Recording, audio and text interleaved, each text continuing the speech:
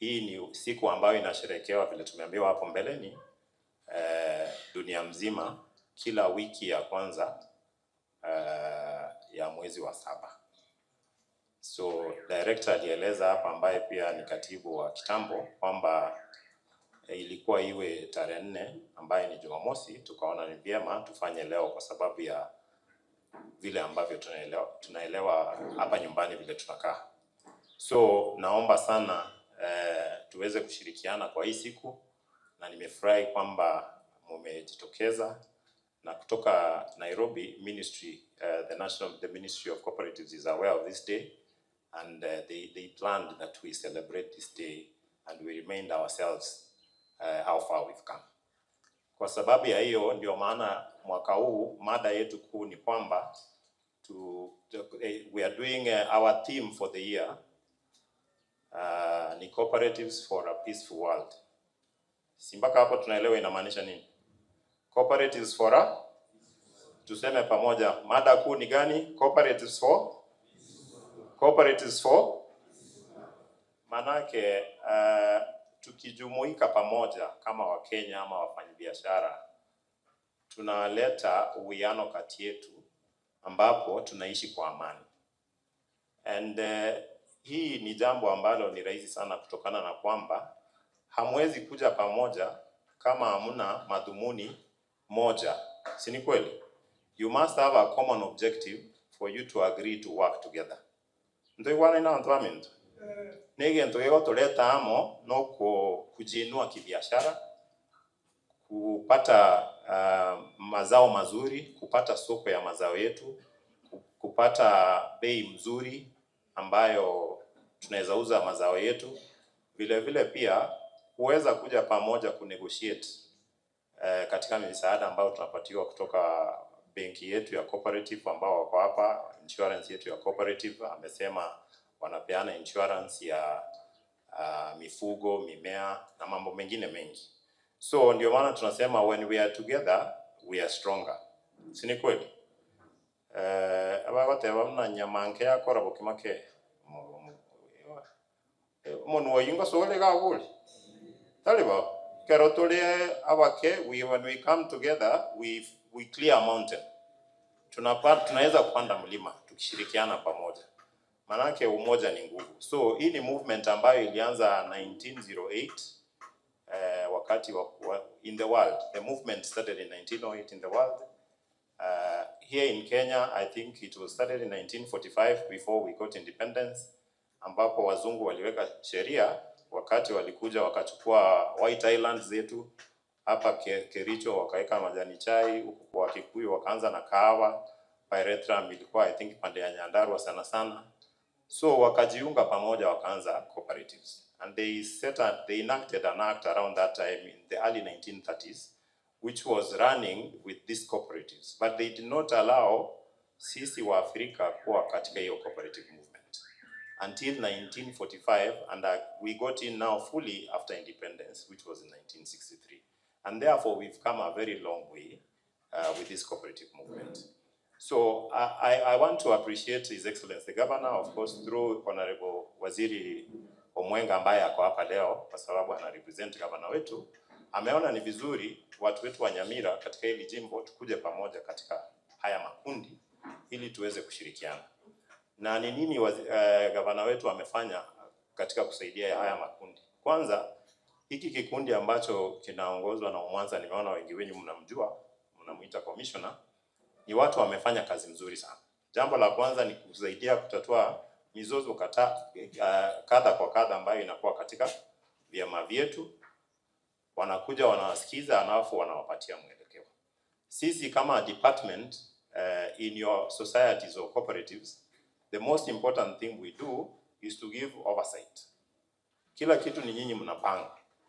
Sisi tunawaeleza sheria vile inasema, mfuate sheria. Tunasema mnafaa ku keep your books of accounting. That is why Bwana Luocha hapa. Ile mazao kidogo mnapata ama fedha kidogo mnapata kutoka kwa mazao yenu, mnaitumia vipi? Mnaketi, mko na mpangilio. How do you handle your operations? That is one of the major things we do as a department. We also manage the transition wakati mkiwa kwa makundi yenu huwa kuna viongozi ambao mmechagua kwa muda fulani, si ni kweli? Hao viongozi wakiwa wako pale, after some time wanafaa waondoke, wengine wapya wachaguliwe. Sisi tunasimamia hiyo kazi ya kufanya elections katika your societies and cooperatives, so that we ensure that there is smooth transition and leadership is maintained and proper management is done and the proper accounting is done and operations are running smoothly. Over and above that, Mheshimiwa Governor juzi amepeana seedlings za coffee kahawa. Nimesikia mkulima mmoja amesema hapa, I think ni mzee kutoka chairman wa Bisembe. Tulikuwa pale Kemera tukapatiana seedlings zilikuwa 20,000 seedlings. Hiyo ni kuonyesha kwamba gavana wetu katika manifesto yake ameona kwamba kilimo ni kitu ya maana sana, na hii kilimo inakuwa pande ya kahawa, pande ya chai, pyrethrum ambaye siku hizi imepotea sana hapo kwetu. Tuko na ndizi, avocado, kuna maziwa, dairy farming, wale ambao wanatoka pande ya settlement Borabu huko, I think pande hiyo ya Nyasiongo kuna maziwa mingi. So kuna mambo mengi kati ya idara yetu ya cooperatives ama ya biashara, tunashirikiana na idara ya kilimo ambayo ni agriculture, kuensure kwamba wakulima wetu ambao ni nyinyi mnapata solutions ambazo zinawasaidia katika kuhakikisha kwamba ukulima wenu unafanikiwa vyema. So kuna hiyo kupeana seedlings tunaendelea. Omwanza atawaambia, mimi kama katibu tukiangalia bajeti tumeweka pesa kupitia Mheshimiwa Governor ya kununua coffee beds ama drying beds ambazo zitasaidia nyinyi katika cooperatives zenyu na mambo mengine mengi. So I think ni vizuri tukijumuika hivi pamoja tuendelee kuelimishana mara kwa mara in terms of what we need to do as cooperators, in terms of how we need to move forward. Hivi juzi ya short while ago again tulikuwa na wageni ambao walitoka nchi ya Japan, Katibu Barare unakumbuka, wakiangalia mambo ya fiber. Nimesikia mkulima mmoja ameongelelea mambo ya fiber, banana. Fiber, it's interesting kwamba kujua that ukijiuzia wewe mwenyewe, kwanza hautaweza ku-extract if you are not in a group. You have to be in a circle because kuna machinery huwezi nunua wewe mwenyewe nyumbani kwako uweze kufanya hiyo kazi ya ku-extract fiber. Hii fiber inatumika kwa mambo mingi, kutengeneza mats za meza, kutengeneza mats za floor, kutengeneza nywele ya kina mama wanavaa kwa kichwa. Huyu Mjapanese alipokuja hapa aliona a lot of potential. We went to quite a number of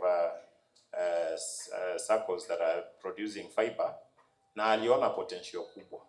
So tukawa request kwamba kupitia kwa serikali yetu ya governor waweze kutusaidia kupata machine ambayo za ku-extract. Alafu tukaambiana kwamba tukikuja pamoja, all those circles that are doing the fiber extraction, if you come together, when you go to the market, you are able to negotiate for a good price. Hapa hivi nyumbani tulikuwa tunaambiwa think kilo moja wanauza about 500 shillings. Huyu Mjapanese akipeleka huko Japan analipwa over 5,000 per kilo.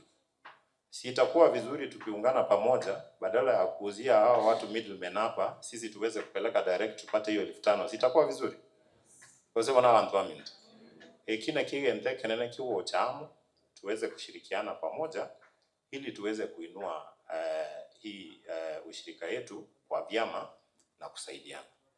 But kwa huu mwaka sitaki niseme mambo mengi, nataka niwaombe hivi wana vyama katika vyama zenyu mbalimbali ambapo. Jambo kubwa moja tena ingine nimeona ni succession. Succession imeleta shida mingi sana. Namaanisha nini nikiongelea succession?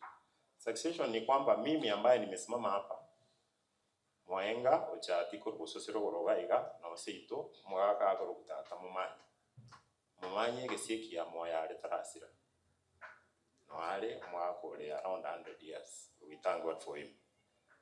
But bono ebintu gerachagete kwa nda society sironga ya mauga ose chitunduwali society chicha